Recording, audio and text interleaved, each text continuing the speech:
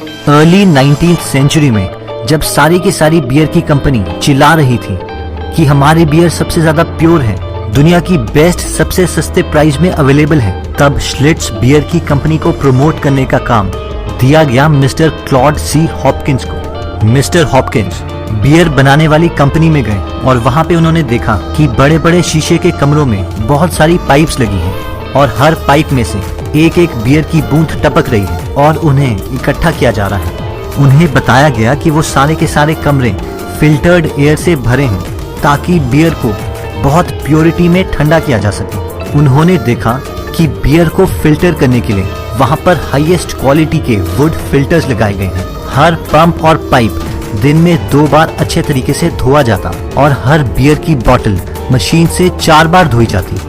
Beer के लिए purest पानी लाने के लिए वहां पर 4000 फीट का कुआं खोदा गया था और इससे पहले कि वो बियर बेची जाती उसे साफ कंटेनर्स में रखा जाता था ताकि एक पर्टिकुलर फ्लेवर डेवलप किया जा सके। जब मिस्टर हॉपकिंस वहां की लेबोरेटरी में गए तो उन्होंने वहां पर ओरिजिनल मदर यीस्ट सेल देखा जो कि 1200 एक्सपेरिमेंट्स के बाद तैयार किया गया था और वहां की हर बियर में जो यीस्ट इस्तेमाल होती थी वो उसी मदर यीस्ट से बनाई जाती थी। जब मिस्टर हॉपकिंस ऑफिस पहुंचे तो वो बिल्कुल हैरान थे।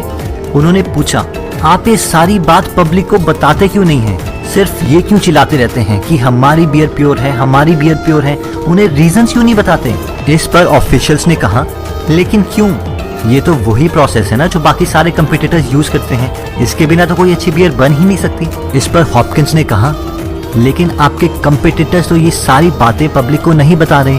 अगर आप ये बियर बनाने का पूरा प्रोसेस पब्लिक को बताते हैं तो वो पूरे अमेज रह जाएंगे और आपकी सेल्स बहुत ज्यादा इंक्रीज हो जाएंगी। और मिस्टर हॉपकिंस ने ऐसा ही किया।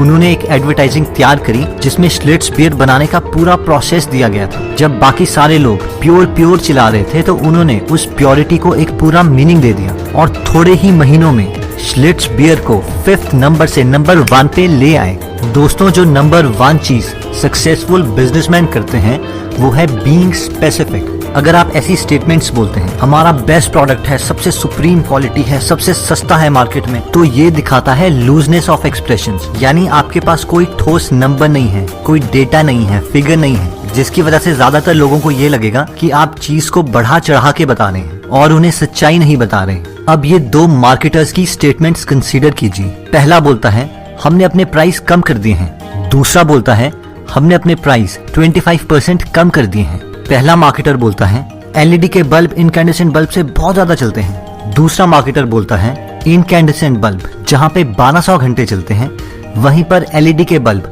100,000 आवर्स चलते हैं। पहला मार्केटर बोलता है, इस साबुन में बहुत सारा झाग निकलता है। दूसरा मार्केटर बोलता है कि ये अपनी क्वांटिटी से 250 गुना ज्यादा झाग प्रोड्यूस कर सकता है।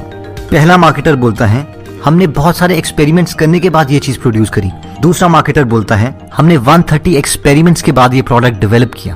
अब आप ही बताएं, आप किस मार्केटर की बातों पे ज्यादा यकीन करेंगे? अगर आप मेजॉरिटी पब्लिक की तरह हैं, तो आप मार्केटर बी की बातों पे ज्यादा यकीन करेंगे क्योंकि उसने ज्यादा फिगर्स, डेटा आपको प्रोवाइड किया है। क्योंकि जब भी आप डेटा प्रोवाइड करते हैं तो पब्लिक सिर्फ 2 ही चीजें सोचती है, या तो आप झूठ बोल रहे हैं या आपने बहुत ज्यादा कैलकुलेशंस की हैं। और अगर आप ये सारे फैक्ट्स एक बड़े प्लेटफॉर्म में दे रहे हैं तो जरूर आपने ज्यादा कैलकुलेशंस करी हैं और इसीलिए आप ज्यादा ट्रस्टवर्दी हैं। और ये चीज रियल लाइफ में भी एकदम ट्रू है। अगर आपके पास एक फ्रेंड आता है जो बोलता है Apple iPhone 8 plus Samsung Galaxy S8 plus से बहुत ज्यादा अच्छा है, फिर आप उससे पूछते हैं क्यों अच्छा है? क्योंकि यार ये आईफोन है इसलिए अच्छा है।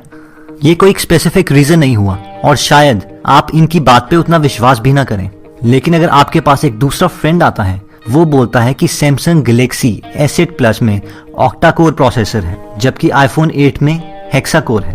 गैलेक्सी S8 की battery capacity 3500 milliampere hour है जबकि आईफोन 8 की 2675 मिली एम्पियर आवर है। गैलेक्सी S8 में 4GB रैम है जबकि आईफोन 8 प्लस में 3GB रैम है। इसलिए मुझे लगता है कि शायद सैमसंग गैलेक्सी S8 प्लस ज्यादा बेटर ऑप्शन है। तो आप इसकी बात पे ज्यादा यकीन करेंगे क्योंकि इसके पास फैक्ट्स हैं, डेटा है, इसलिए ये ज्यादा ट्रस्टवर्दी है। सेकंड सबसे इंपॉर्टेंट कॉन्सेप्ट आता है offer service, not a product. मेरा प्रोडक्ट खरीदो, मैं दुनिया में सबसे बेटर हूँ। लेकिन सच्चाई ये है कि हर कोई अपना सेल्फ इंटरेस्ट देखता है, आप भी और आपका कस्टमर भी।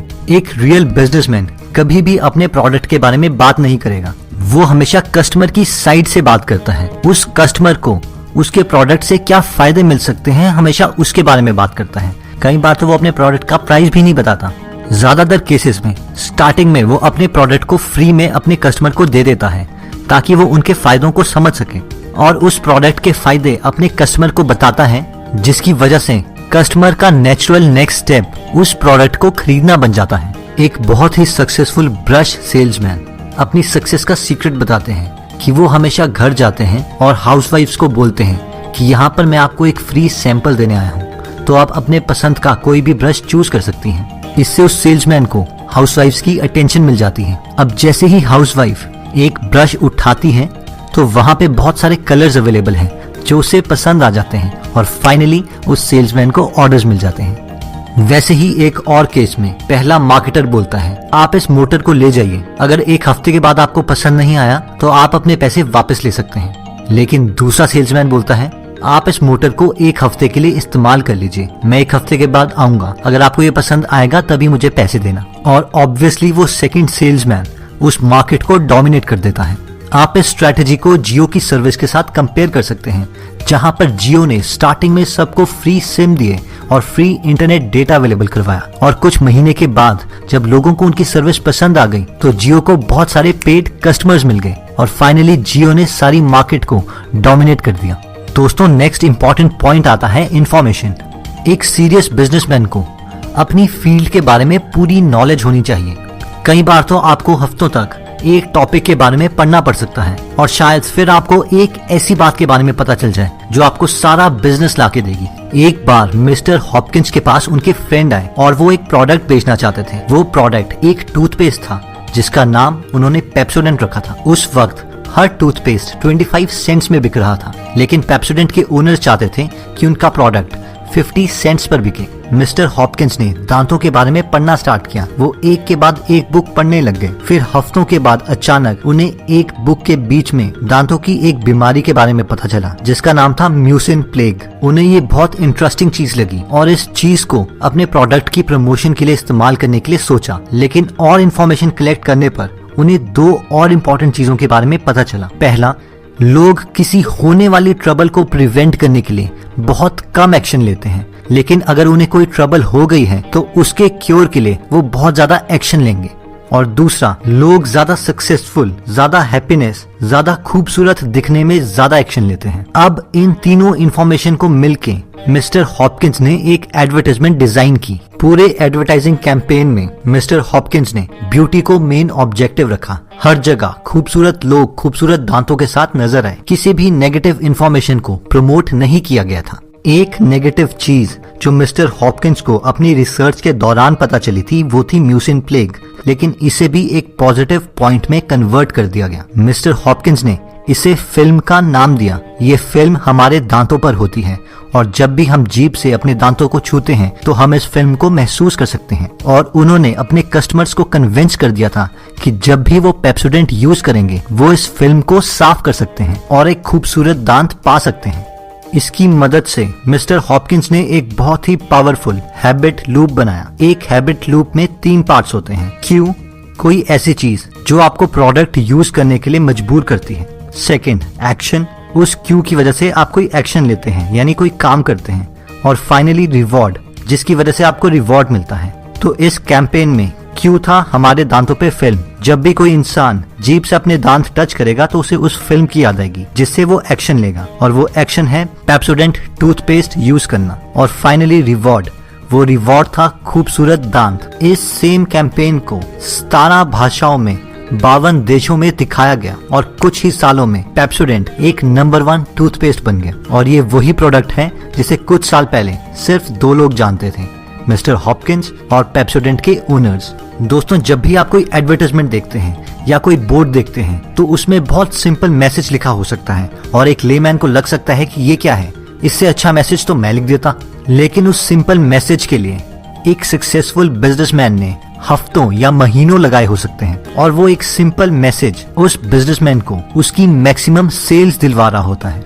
दोस्तों, एक एवरेज बिजनेस में और एक बहुत ही सक्सेसफुल बिजनेस में जो सबसे बड़ा फर्क है वो है स्केलिंग का। अगर हम अपने एरिया के बर्गर वाले को मैकडॉनल्ड्स के साथ कंपेयर करें तो उसमें एक फर्क है स्केलिंग का। एक लोकल बिजनेसमैन 100 या 200 लोगों को बर्गर खिला रहा है, लेकिन मैकडॉनल्ड्स पूरी दुनिया को बर्गर खिला रहा है। वैसे ही अगर एक KFC को नॉर्मल बिजनेसमैन के साथ कंपेयर करें तो एक नॉर्मल बिजनेसमैन सिर्फ थोड़े लोगों को चिकन खिला रहा है, लेकिन KFC पूरी दुनिया को चिकन खिला रहा है। तो अगर हमें भी अपने बिजनेस को सक्सेसफुल बनाना है तो हमें स्केलिंग करनी ही पड़ेगी, और ये स्केलिंग होती है एडवर्टाइजमेंट से। लेकिन एक एडवर्टाइजमेंट आपकी लाइफ की सबसे बड़ी मिस्टेक भी हो सकती है और सबसे बड़ी अपॉर्चुनिटी भी। तो अगर हमें इसे अपॉर्चुनिटी में कन्वर्ट करना है तो हमें टेस्ट कैंपेन्स करने पड़ेंगे। अब टेस्ट कैंपेन्स इंपॉर्टेंट क्यों हैं? इसके लिए हम एक एग्जांपल ले लेते हैं। मान लीजिए 2 प्रोडक्ट्स हैं, प्रोडक्ट A और प्रोडक्ट B। प्रोडक्ट A 99% लोगों को पसंद है, लेकिन प्रोडक्ट B सिर्फ 1% लोगों को पसंद है। बट अनफॉर्चुनेटली आप उस 1% में आते हैं। आपका बिलीफ सिस्टम इतना स्ट्रांग है कि आप सोचते हैं कि प्रोडक्ट B ही है जो सारे लोगों को पसंद आ रहा है, और प्रोडक्ट B पे आप सारा पैसा लगा देते हैं और ऑब्वियसली वो फेल हो जाएगा। और अब आप बोलेंगे, यार जहां पे भी मैं हाथ लगाता हूं सब कुछ फेल हो जाता है, मेरी किस्मत ही नहीं है। लेकिन अगर लकीली आप प्रोडक्ट A पे पैसा लगा देते तो आप सक्सेसफुल हो जाते और आप बोलते हाँ मैं तो बहुत सक्सेसफुल हूँ। लेकिन ये काम ऐसे नहीं करता है। हमें जानने के लिए कि मास पॉपुलेशन क्या चाहती है, उसके लिए हमें टेस्ट कैंपेन्स करने पड़ते हैं। इन टेस्ट कैंपेन्स को ऑनलाइन वर्ल्ड में A/B स्प्लिटिंग भी कहा जाता है। यानी पहले आप एक एडवर्टाइजमेंट 1000-2000 लोगों को दिखाएंगे और उसके रिजल्ट्स ट्रेस करेंगे, और फिर दूसरी एडवर्टाइजमेंट नेक्स्ट 1000 लोगों को दिखाएंगे और उसके रिजल्ट ट्रेस करेंगे। फाइनली उन दोनों को कंपेयर करेंगे और जो एडवर्टाइजमेंट ज्यादा काम कर रही है अब बाकी पैसे उस पे लगाएंगे। इससे आपको इन्फॉर्मेशन भी मिलती है कि टोटल क्राउड क्या चाहता है, कॉस्ट पर कस्टमर कितनी है, जिनको ट्रेस करके